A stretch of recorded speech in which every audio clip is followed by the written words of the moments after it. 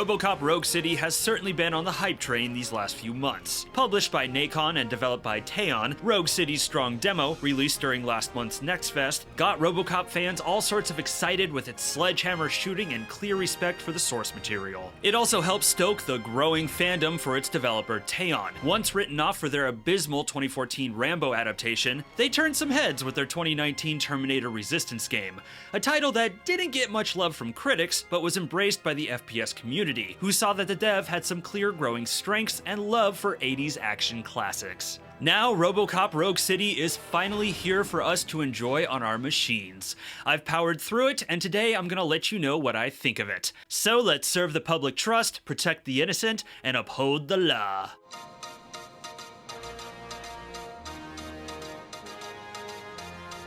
You give us 3 minutes, and we give you the world. Good evening. I'm Casey Wong. Rogue City is set sometime after the events of the second film, once again taking us into the crime-ridden streets of a dystopian Detroit. A wave of crime has been terrorizing the city, sparked by the emergence of a mysterious criminal simply known as the New Guy. And you guessed it, the cop we call Robo is on the case. Yes, I definitely hear some commotion on the other side. Let's have a look, shall we? The narrative plays it pretty safe, clinging to and flat-out retreading the themes and story beats of the older movies, in particular the first one. OCP's corrupt dealings, the Detroit police force being overwhelmed, the upheaval of old Detroit for Delta City, Alex Murphy coming to grips with his resurrection as Robocop, or perhaps Robocop coming to grips with once being Alex Murphy. Not to mention the vicious and somewhat sophisticated villain that, surprise surprise, might be taking orders from someone high up. While at times it feels more like Robocop fan fiction, I do think Teyon has done a fine job presenting it and capturing the spirit of the source material. Something I really appreciated is that the franchise's humorous and biting satire of American capitalism, which with every passing year feels more and more like prophecy becoming reality, is here and hits the right notes, sometimes subtle, sometimes directly in your face, and almost always cracking me up. And indeed, while I do feel like Robocop's character arc is largely retreaded from the original movie, this game does dive deeper with it in satisfying ways. In fact, I think it's safe to say it picks up the ball that the Robocop sequels dropped. A narrative device throughout is Robo's evaluations from a therapist named Dr. Blanche, the purpose of which is to figure out the meaning behind Robo's memory glitches. And yeah, I thought these moments were effective and helped make the big metal colossus feel like the human he really is. It should be mentioned though that player choice is a factor. Robo has a host of dialogue choices that will affect the events of a story. While some of this is a little eye-rolling, boiling down to black and white choices where you're either an empathetic Robo-cop or unfeeling Robo-dick, it does bring some interesting gray zone choices that can affect the narrative, more so the supporting characters, in unexpected ways. And in the end, I did appreciate its inclusion. Plus, it does add some solid replay value. Overall, longtime Robocop fans will find the story very familiar, but I think most will come away pretty happy with it. Built in Unreal Engine 5, Robocop's visuals are not the most technically cutting edge, but are beautiful and incredibly faithful to the source material. Environments are immersive and convincingly detailed, with Unreal 5's stunning lighting making them feel near photorealistic at times. There's also some impressive environmental destruction, although it is selective. For example, the plaster on pillars explode and chip away when shot, but ceiling beams won't. Planks of wood splinter and snap, but trash bags are invulnerable. I think you get the picture. This is all totally in nitpick territory, and most players won't even register this, but because the destruction is rendered so well, it would have been cool to see it pushed further. For anyone who plays this, I highly recommend watching the original movie, just to see how intricately Teyon has recreated the sets and sights from that film. The Detroit Police Department is the big highlight. It is spot on, right down to the tiniest details. Hell, the shooting range targets are accurate. Characters from the films have also been accurately recreated, like Ann Lewis and Sergeant Reed. But of course, the big Tin Man himself takes the cake. Robocop's portrayal is damn near perfect compared to the celluloid version, right down to Peter Weller's big luscious lips. What did you do with the blue SUX 6000 that you stole? Speaking of Peter Weller, he's returned to voice the role that made him famous and has not missed a beat, with a performance that is appropriately robotic but has flares of Alex Murphy's human side at just the right moments. Do not say I did not warn you. Consider me warned. Now that you see me the way I am, do you wish to push the reset button? Your heart rate remains high.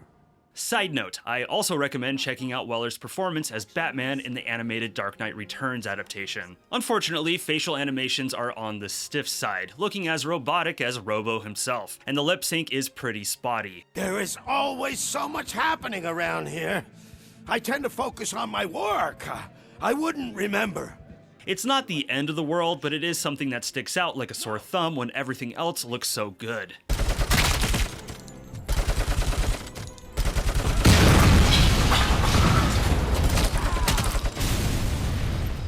A really big standout for me was the sound design. I'm gonna be gushing about the guns later, but man do they sound amazing. Straight up earth-shattering. My speaker bass offering the vibration my mouse and keyboard lacks.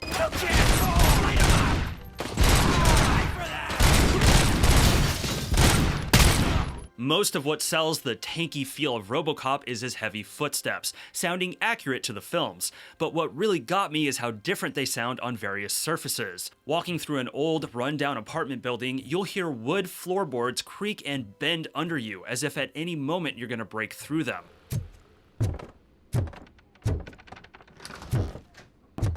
On the technical side, Robocop features every flavor of upscaler to get this game running and looking the way you want it. A downside though is that there is a hell of a lot of shimmer. The severity differs depending on what upscaler you use, but it's present on all of them and flat out makes some scenes look absurd. And strangely, there's no option to turn upscaling off altogether. Really odd when you consider this game has just about every graphical option under the sun. Hopefully this will be added in future patches. Performance-wise, I had little issue on my system other than the occasional stutter, but there was one sequence late in the game where the frame rate tanked when there was a lot of a particular enemy on screen. I don't want to say because it's spoiler territory, but it required some quick settings tweaks to get it playable. Once again, hopefully we get some patches to get this optimized. You'd have to break down this hardened door if you want to get in. That will not be a problem. Can you fly, Bobby? Compared to most shooters, Robocop's mechanics are pretty simple. There's no crouching, advanced movement mechanics, or cover system. You walk. Slowly, I might add. Grab, throw, and shoot, with a few easy-to-grasp investigation mechanics. I'm gonna echo what everyone else says about this game. You feel like a tank, a walking hulk of death, a force to be reckoned with, which is precisely what you want to feel like in the titanium boots of Robocop. Where the game really sells the fun is in the weapon feel. What hooked me was the first time I took out my pistol and fired.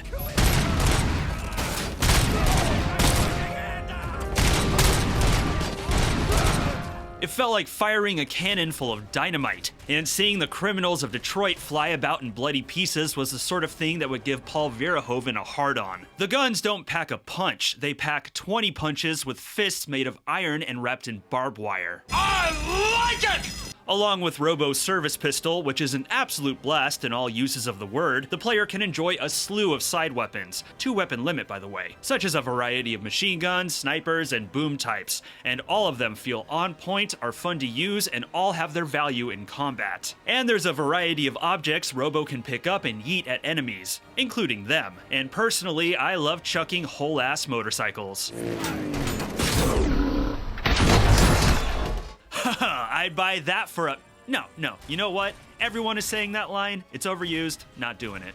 Shooting is not all this game has to offer. Robocop has to do some actual police work. He'll collect evidence and clues by way of his scanner, which is a pretty simple process that requires little thought from the player. Really, it just breadcrumbs you from objective to objective, but it does go a long way to break up the action and make you feel like the big deadly Tin Man. It's also wise to scan as much as possible, as it, along with getting kills, earns Robo experience points that goes towards upgrading his skills. Some of those skills allowing him to be a more effective detective. We'll touch more on the upgrade system in just a bit. Hey partner, what's the status on the old slaughterhouse? I had to take care of something. We can go there soon. The game is broken up into chapters, each revolving around an open hub world, typically downtown Detroit. For each, there's one main story objective along with a slew of optional side objectives, and at the end of the chapter, the player is graded according to how much they completed. Hey, C's get degrees, baby. The side missions vary quite a bit, being as simple as writing parking tickets and stopping petty crimes, to more elaborate law enforcement, like wiping out a chop shop. While some of them can be a little tedious, for the most part the side missions are well done, and despite dipping into some melodrama, do a good job of further fleshing out the game's narrative.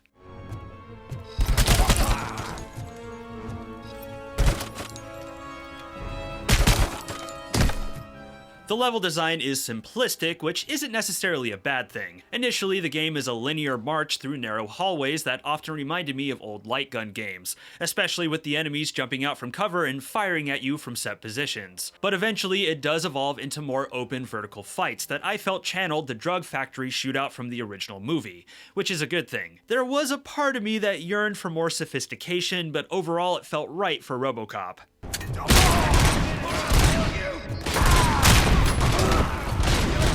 Robo's slow movement and lack of a cover system guarantees being constantly pelted with bullets during firefights. Not helping matters is the painfully slow reload times for some of the weapons. So early on, the strategy is not so much shooting efficiently, but rather effectively managing your handful of health pickups. But this is where the value of the upgrade system is felt. As you upgrade Murphy's skills, you earn defensive countermeasures, like a temporary shield and a flashbang to stun enemies, and this goes a long way to give you a sense of the combat steadily becoming more complex. And Teyon did a decent job gradually upping the challenge to keep boredom from setting in, despite enemy AI not being the most intelligent. I also need to touch on the chip system. Presented like a puzzle, you connect voltage with chips of various percentages, which grants boosts to your overall stats and grants combat perks, like armor piercing, differing fire rates for your weapons, and sillier ones, like more gore.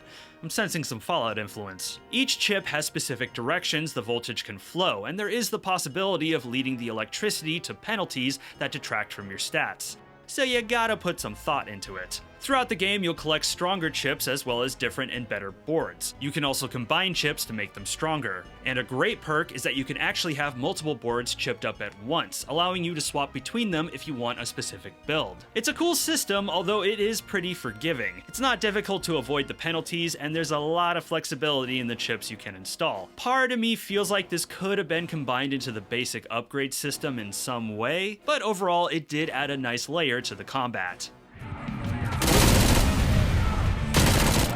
If I had to be a little cynical, I think the gameplay largely works because we are playing as Robocop. If this were any other game, any other character, I'm not sure I'd be as favorable towards these mechanics. But at the same time, the fact that Teyon went with gameplay that felt right for Robocop and didn't try to shoehorn more aspects or depth into him is a thing to admire. I think they've used gameplay to capture this character about as well as Insomniac captured Spider-Man, Rocksteady captured Batman, or Starbreeze captured Riddick.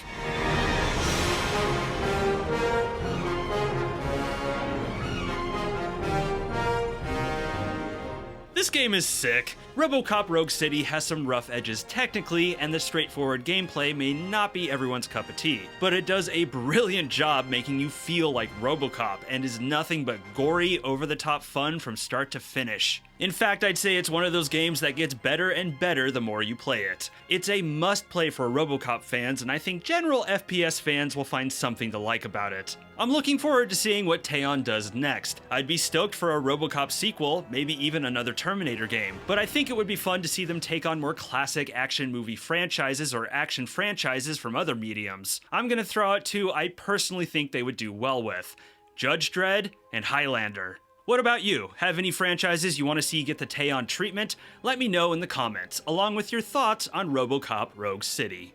If you enjoyed the video, please be sure to like, subscribe, share, and smack that bell. If you want to come say hi, my Discord is linked below, along with my affiliate links.